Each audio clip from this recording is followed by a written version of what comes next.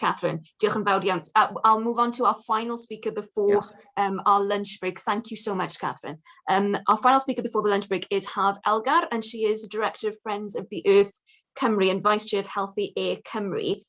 And that's a coalition of organisations aiming to raise awareness of air pollution and the impact that that has not just on physical health, but also on mental health. So I'll hand over to Haf.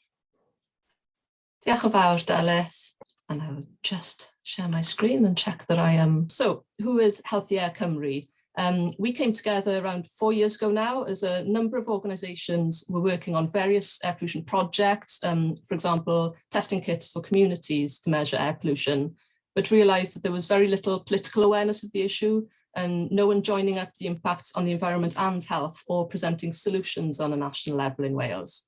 So we've gradually grown and, as you can see here, represent a range of different perspectives, physical health, mental health, active travel, environment, climate justice, and some academic and legal expertise as well. And we share a common vision for a cleaner, greener, healthier Wales, where people don't suffer the harmful effects of air pollution. And we do this by raising public and political awareness of the issues, work together to provide policy expertise and solutions, and seek to influence the political agenda on a national level in Wales.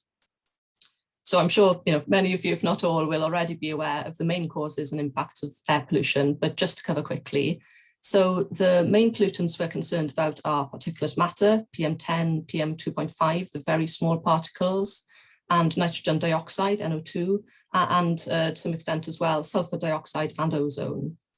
And as is shown here, air pollution comes from a variety of sources, some quite obvious, like industrial processes, energy generation, and transport from cars, lorries, and aircraft, and some less visible, such as home and commercial heating and farming. And where and how it impacts people and nature depends on a range of factors. So the weather, what blows in or blows away, the geology of the area, so valleys or high buildings trapping in pollution, and of course, how much pollution is created locally, particularly true for traffic sources. And last month, the long-awaited World Health Organization air quality guidelines were published, setting ambitious new targets for tackling air pollution with daily and annual levels set for NO2 and PM2.5. Now, I won't go into the technical detail here, partly because I'm not a technical expert myself, to be honest, but they are challenging. So even under the previous guidelines, Cardiff, Chepstow, Newport, Port Talbot and Swansea are all failing, with many other pollution hotspots and 44 local air quality management areas across Wales, which local authorities have to monitor due to concerns and introduce measures to improve air quality. And of course, it impacts health in all sorts of ways, not all listed here, I'm sure. So, for example, pre-existing lung conditions, exacerbation of COPD, and increase in the chances of an asthma attack. And this is especially true in children with childhood asthma.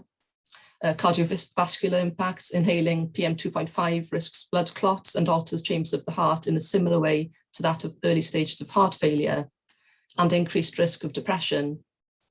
Now, 1,000 to 1,400 deaths per year in Wales have been attributed to air pollution, and that only takes into account physical impacts. And it's people from the most deprived communities impacted the most. Yes, air pollution has unequal impacts. As with many health and environmental issues, air pollution is also an issue of social injustice and inequality. So people who are vulnerable, areas of multiple deprivation, people with lung or heart conditions or mental health conditions, those living in poverty, lack of access to green space, BAME communities, poor housing, all make it more likely that they will suffer and be impacted by air pollution. And that's why it's so important that we work together and link up these issues, showing how they interrelate and must be solved together. So what progress has been made so far? Well, we have gone from air pollution not being on the political agenda to being a political priority. And August 2020 saw the launch by the Welsh Government of Wales's first clean air plan. So, quite disgraceful that it took us until then to actually get a plan for Wales, but finally a broad plan which looked across policy areas and committed to action in areas from active travel to domestic burning, helping nature thrive to reducing industrial emissions. We've also seen new funding for measures to give walking and cycling more road space, traffic calming measures, new 50 miles per hour zones on key trunk roads, for example. And in February 2021, this was followed up with a white paper on a clean air bill. So that's the first stage towards getting legislation on air pollution in Wales. And in the run-up to the Senedd election, which happened in May this year, we published a manifesto for Healthy Air Cymru with 5 key asks for candidates and parties. And the top ask, an overarching focus of our campaign, has been for a Clean Air Act for Wales. So this act would set a new legal framework. It would protect our right to breathe by enshrining the World Health Organization air quality guidelines and introduce a requirement to produce a statutory air quality target, air quality strategy every 5 years, which would then be assessed by an independent monitoring board.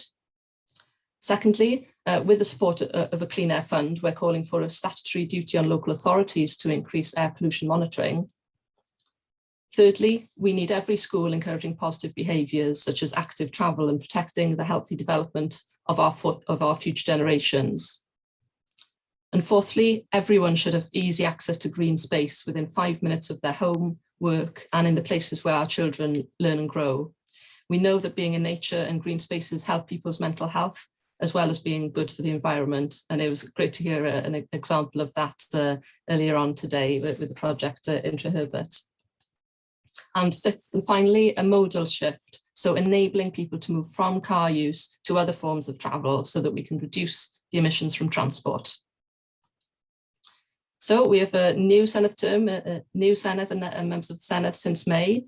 And this term, we have support from every party elected to the Senedd for a Clean Air Act, and have set up a cross-party group for a Clean Air Act, of which Delith is a deputy chair, to discuss the matter. We also have clean air champions from across the Senedd who will stand up for clean air, ask questions and raise awareness. And there is a commitment to a Clean Air Act in the programme for government. Although we do have concerns about the timings, it's not likely to be in place for a couple of years yet. And we do need urgent changes. People's lives are being impacted daily. So together we will keep pushing for strong legislation, but also what can be done now and in the short term, whether it's safe cycle lanes, improving public transport, access to nature, encouraging active travel to school, or changes to town planning.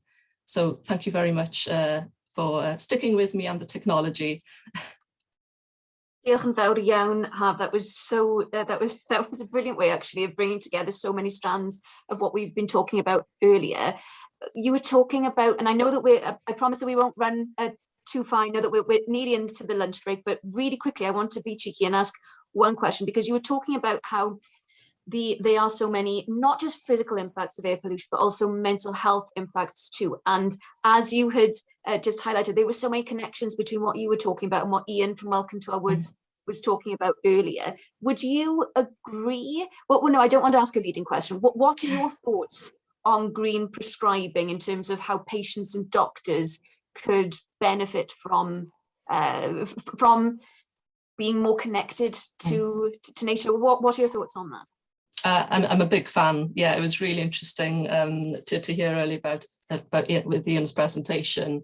And yes, certainly I think that as Proven Links, really keen for nature to be and green spaces to be part of the solutions. I think it carried a lot of people through the difficult periods and lockdowns that we've been through in the last 18 months, being able to, even if it's going to a local park, just to be part of nature and see green spaces, as well as the healthier air that those trees and green spaces assist us with. But then, of course, there's an issue of access, and that comes back to the inequality issue of, you know, what if there isn't a green space? What if you live in a high-rise flat with no green space nearby?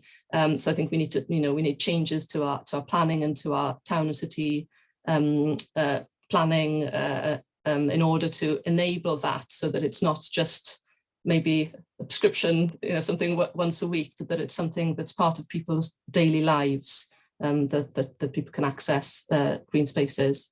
That's brilliant, actually. And I promise, from a political point of view, as Haf was saying, that there's a cross-party group of us who are very much carrying on to champion these issues in the Senedd. But that's really useful to hear how practitioners as well will be able to do more of this and to play a part in this. Haf, diolch yn fawr iawn. Thank you so much for that presentation, and I know that there will be many people, as with everyone who's been presenting this morning, who want to make connections after this event today. Now,